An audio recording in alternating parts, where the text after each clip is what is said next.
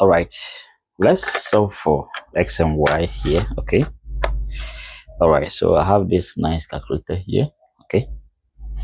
All right, so let's do it together as we level the two equations.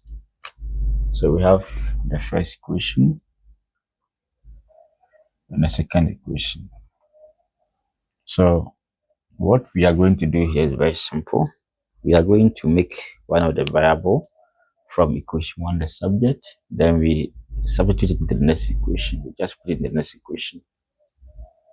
So I'll make y the subject from equation 1.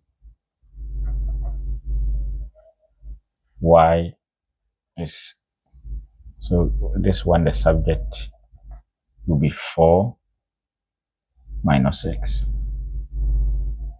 and that will be the third equation. So let's put this in 2. So this is y, that will be x times y, but y is 4 minus x equals 3. All right, so we have 4x minus x squared equals to 3. So how do we arrange it? Let's check. 4x minus x squared equals to 3, and the same as, so this one here will be x squared, and then we have minus 4x, this one is there already, plus 3 equal to 0. So we have x squared minus 4x plus 3 equal to 0. Now let's solve for x. So this one is a quadratic, so let's use the almighty formula. So we have minus b plus or minus b squared minus 4ac on 2a. Now remember, when we compare this one with the general quadratic equation, ax squared plus bx plus c equal to 0, we have 1 here, minus 4, 3. So a is 1, b is minus 4, and c is 3. All right. Now from here, we can go ahead and do our substitution. So we have b as minus 4. So minus 4,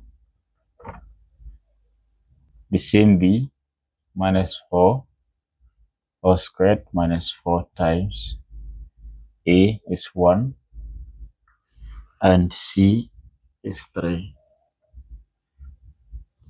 on 2 times a is 1. Okay, so we have x minus plus 16 minus 12, 4, 3, 12 on 2. So we have x plus or minus, so 16 minus 12 will be 4. Okay, 4. All right, so we have 4 plus or minus, this side is 2 on 2. So we have x1 as 4 plus 2 on 2, or 4 minus 2 on 2. So x1 will be 6 on 2, which is 3. And this side x2, 2 on 2, which is 1. So we have 3, then 1. So the two solutions here, that is for x. So let's do same to y. Now remember, y is here, y equals 4 minus x. So when x is 3, y will be 4 minus 3, y is 1.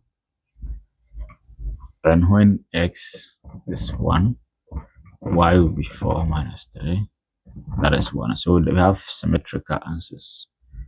X, Y. So when X is 1, Y is 3. And when X is 3, Y is 1. That's that. Okay, so can we graph this? Let's see the behavior of this. So when X is 1, 1, 2. When X is 1, so 1, 3, 1, 3 is here. When X is 3 and Y is 1 is somewhere here. So you have a straight line behaving like this. Okay, all right.